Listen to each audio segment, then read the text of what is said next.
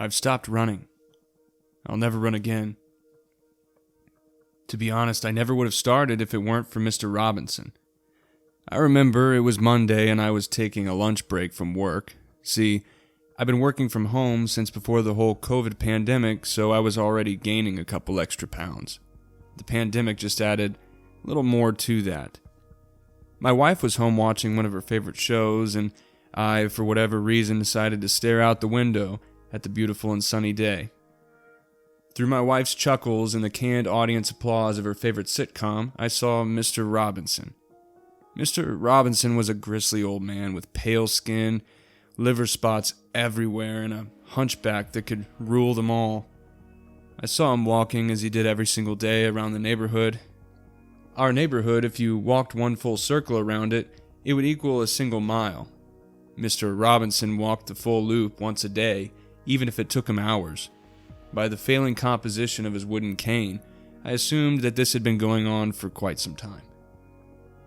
"Honey," I said to my wife, "how old do you think Mr. Robinson is?" "Oh, the old man who walks every day? Last I heard, he was a little over 100, my wife replied. I remembered that Mr. Robinson was at least 95 plus when we moved in, but I could have sworn he'd been walking every day since then. It had been several years since we moved in, though, so being the ripe old age of 100 seemed about accurate. "Say," said my wife, "why don't you walk like Mr. Robinson? It might do your stress levels good." I knew better than that. My wife often uses suggestions like that to push me to be active, but I can't say it was unwarranted. "What, you think I should just walk a mile a day?" I asked her. "Sure, it almost sounds meditative." I pondered that for a moment. If Mr. Robinson at the ripe old age of 100 could walk a mile a day, then I should too in my mid-30s. Honestly, I had no excuse. I even chuckled at the thought that he was probably fitter than me, a regular old Mr. Steal-Yo-Girl. But you know what? I felt that my wife was right. I had no excuse. I should go for a walk. The first day sucked. I honestly should have paced myself. I walked probably a good quarter mile and then decided to sprint for it. And let me tell you, shin splints, they're real. I didn't see Mr. Robinson that day. I hoped he was okay, and now I wish he wasn't. The second day was better. I had shin splints out the wazoo, though. Felt like my legs were bleeding, but from all the online running forums I read, I assumed it was just part of getting used to it. I don't think at Mr. Robinson's pace that he would have had shin splints. Anyways, the second day I ran more of the mile, even though it hurt. With every step, I felt as though my legs would give out, but if Mr. Robinson could walk at 100 years of age, then I can do better. Or so I thought. The second day, Mr. Robinson was walking again with his cane, and his hunchback and his soggy-looking pale skin. I almost pitied him. He was so old, presumably unmarried, and the only thing anyone knew about him was that he just walked every single day. I passed him that day, I waved, and he didn't. I ended up thinking that he was just one of those Clint Eastwood, get-off-my-lawn sort of types. I couldn't blame him, especially being that old, but come on, man, just wave back. The third day, my wife told me that she was very proud of me for starting a new routine. "Routines are good," she said wistfully. "They help us see beyond the sadness in the world." I knew that she was just talking from her typical nursing perspective. She helped many people post-recovery, and I just knew that that was one of her lines that she gave her patients. Nothing wrong with that. It did help me, and it was even applicable to me. So I went out for my third run after my wife went to work. I decided to go 2 miles this time. I felt amazing. The runner's high is real, but so are shin splints. Day 4 is when it started to turn to crap. Well, now that I'm looking at the past, day 4 was hardly crap compared to right now. I started to run, focusing on a goal of 2 miles again, just like the previous day. It started okay, but I got fatigued so quickly. I know that overtraining is a real thing, so at the time I chalked it up to that. I ended up running half of the first mile and walking the rest. I saw Mr. Robinson on my way back to the house, and he seemed to have lost his cane. His hunch and pale skin, terrible posture, all that was the same, but the poor guy didn't seem to have his cane. I iced my legs that night and took a break the next day. I'll call this day 6, and the only reason is because day 5 ended up being a rest day. I needed it. My wife teased me and told me that I was overdoing it. Really, I just assumed I was out of shape and should have eased into it. In my defense, that was a totally logical way of thinking. I didn't know what I know now. Anyways, I popped 2 painkillers and went out for my run. It was the same as day 4. I ran half a mile and walked a mile and a half and decided to just keep things at a mile for now until I was able to get a hold of my physical fitness. After I ran, I was exhausted, so I sat down on the couch and turned on the TV. Then the doorbell rang. It took me a minute to get up. I was just so sore that every move took ages. In the side window that sat next to the front door, I could see a hunch. For some reason, I knew it was Mr. Robinson. The doorbell rang again. I reached for the knob and greeted Mr. Robinson. "Hello, son," he said to me. "I see you've been running." "Yeah," I responded. "Keep it up. Youth doesn't last forever," he told me. "True dat," I said. "Hey, did you lose your cane?" "Yes, actually. If you see it while you're out, please return it," he said with a wink as he walked off, back on towards his house. That was the first encounter I've ever had with Mr. Robinson. Day 7, things began to change. I left the house, sprinted full speed for about 2 blocks, and I doubled over at the stop sign. I placed my hands on my knees, and between labored breaths, I dry heaved. Surely this shouldn't be so hard, I thought. But it was. Behind me, I heard footsteps. I tried to bend myself straight up, but I couldn't. The pain was too unbearable. Then I saw the footsteps pass. There were penny loafers and loose slacks, which I recognized were Mr. Robinson's normal attire. And there he was, walking slowly but faster than normal. What struck me was most of his hunch was gone. He just smiled a toothy grin at me. I'm sure that mouthful of teeth had to be dentures because it was just too clean, too nice, too young. I walked back home, deciding that there was no harm in taking a rest day. And I ended up taking 2. Day 8 and 9, they were both rest days. I couldn't bear to leave the house because of the pain in my lower back and my shins. No harm, no foul, I thought. Nothing wrong with resting, but Mr. Robinson didn't rest. He was out there now, walking. He seemed to have found his cane, though, and that hunch was back. While it wasn't as pronounced, it was sure as heck back. I figured that was just part of getting old and the fun of it all, or maybe it was just due to a spike in arthritis. I know better now. Day 10 felt like a new beginning. No shin splints, no fatigue. I ran a full mile without a pause, which is surprising for my 200-plus pound frame. Everything felt easier in the first mile, and the second mile took some time. I may have just speed walked the latter half of it, but I did get it done. Before I made it back to the house, however, I noticed fire trucks and a single ambulance at Mrs. Beasley's estate.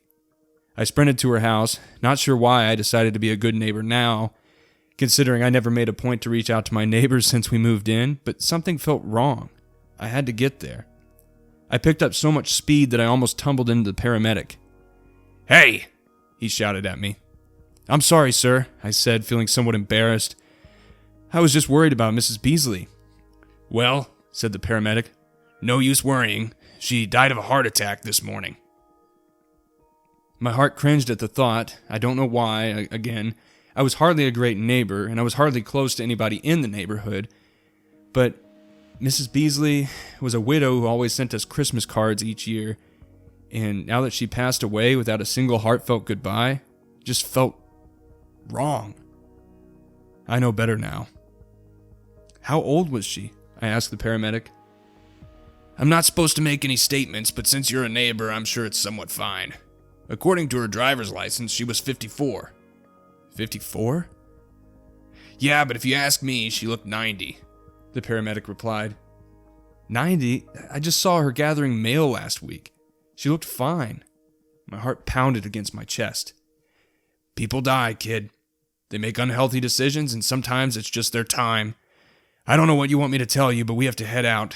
Have a nice day, sir. And that's when Mr. Robinson passed by. His cane was gone again. Day 11, I took a day off. Don't laugh, I just needed a break. Something felt wrong, and I couldn't shake it. Mrs. Beasley was a fine, healthy old lady. To pass like that didn't seem appropriate, and when I say old, I can't believe I'm saying it because 54 just doesn't seem that old. My wife could tell that I was somewhat downtrodden and worried about the loss of a member in our community. She suggested I go for a run to get my mind off of everything, but I opted to stay inside and watch some YouTube videos. Day 12. Back at it again. The mile was easy, and I walked in some parts, but that's pretty normal. I can't keep a full speed the whole time. My ankles end up hurting, and my lungs start burning, so I'm getting used to it. My condition is kind of awful, though, and my mental fortitude is hardly anything to speak about, so the moment that I begin to feel any discomfort, I just start to slow down. Enjoying that good old runner's high, though, when it did finally come, I decided to take it one more mile, and then I ran into Mr. Robinson. He wasn't just missing his cane, his back seemed straight.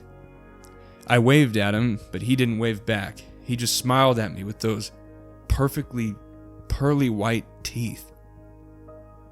The second mile wasn't great. I ended up walking almost all of it, but at least the step count for the day was pretty high for me. Day 13. I overslept.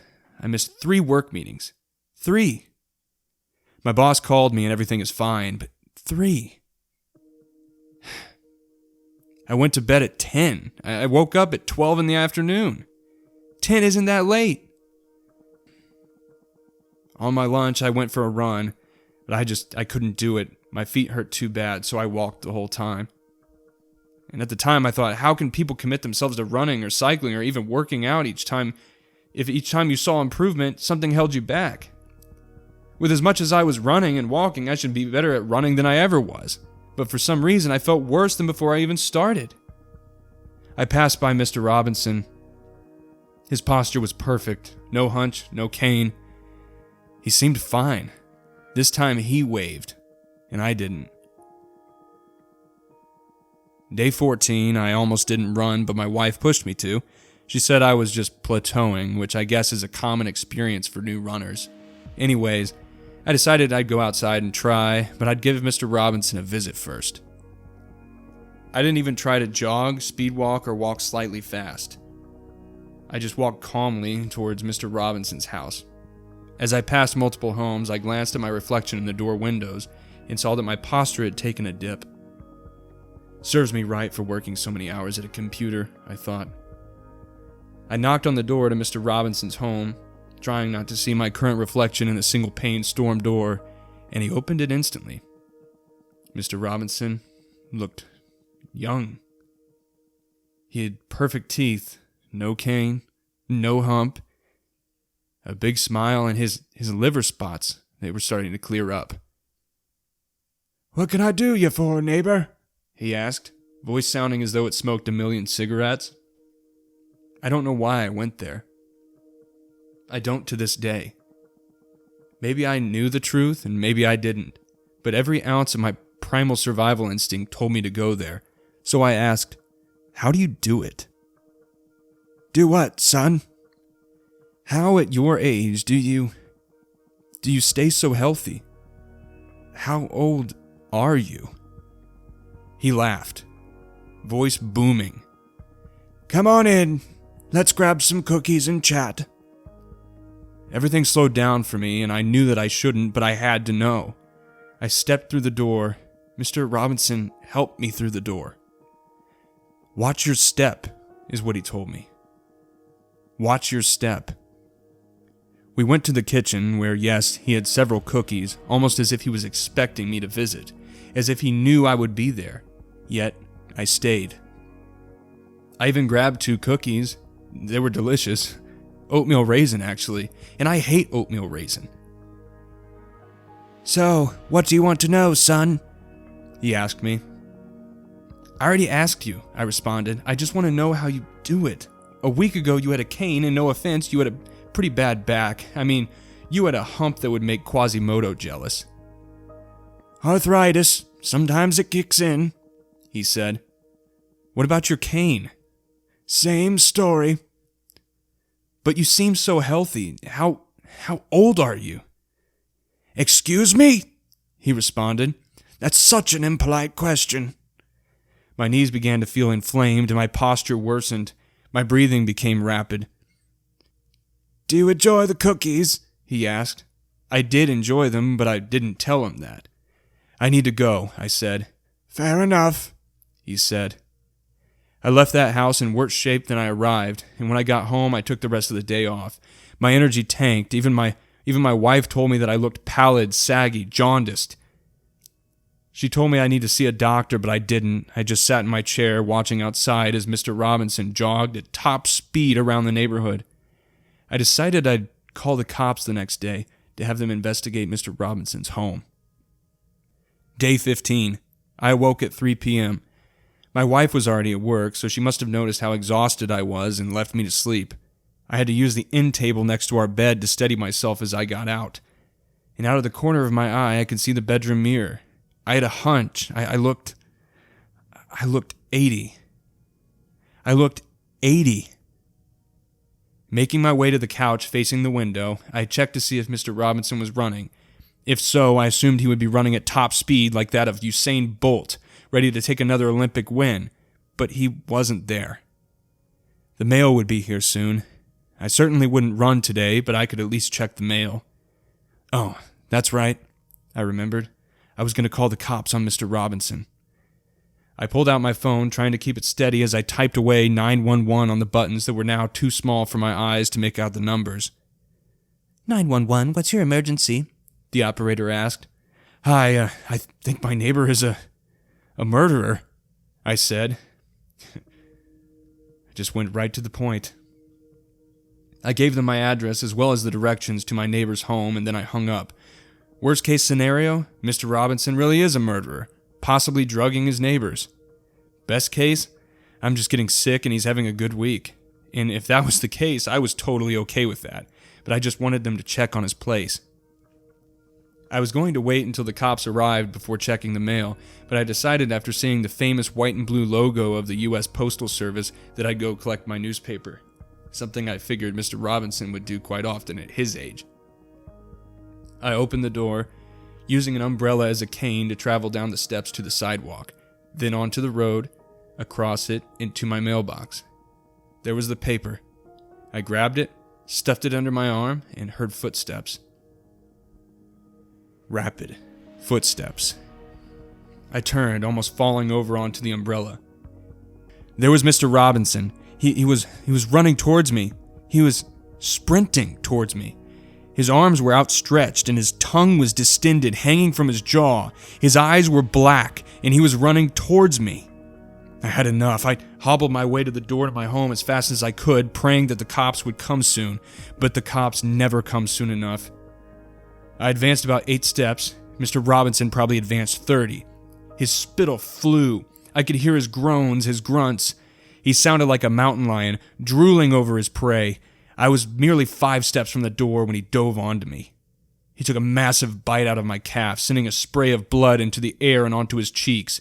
He was grinning, laughing, growling. He took another bite. I screamed in pain as blood and chunks flew in the air. I may have been on the ground, but I had the umbrella. I hit him with it, and he shimmied back as quickly as possible. Then I heard a gunshot. A chunk of bone flew off of Mr. Robinson's shoulder and onto the vinyl siding behind me. Through the hole in the grotesque man, I saw my wife. She must have been let home early from work. Mr. Robinson screeched and ran down the road, galloping on all fours like a dog. Once the coast was clear and we didn't see Mr. Robinson, my wife took me to the emergency room, where they patched up my wounds. 2 weeks later, the cops came by our house. My back was finally straight. My skin looked fine. My energy levels were fine. Everything felt fine. Well, except for my leg. They said I may never run again, but at least I'll be able to walk.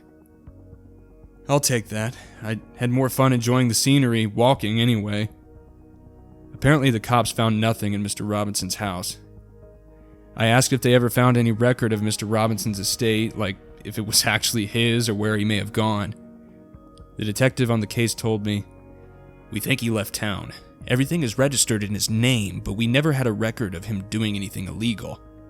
But what? I asked. He shuffled in his stance, kicked some dirt with his shoe, and looked down at the ground. "Something didn't quite add up," the detective muttered. "What was that?" I pressured. "Well, according to his birth records, he was 330 years old." When I heard that, I knew. I knew what was happening. Thus ends my story. I'll never run again, and maybe you should be worried if your neighbor's name is Mr. Robinson.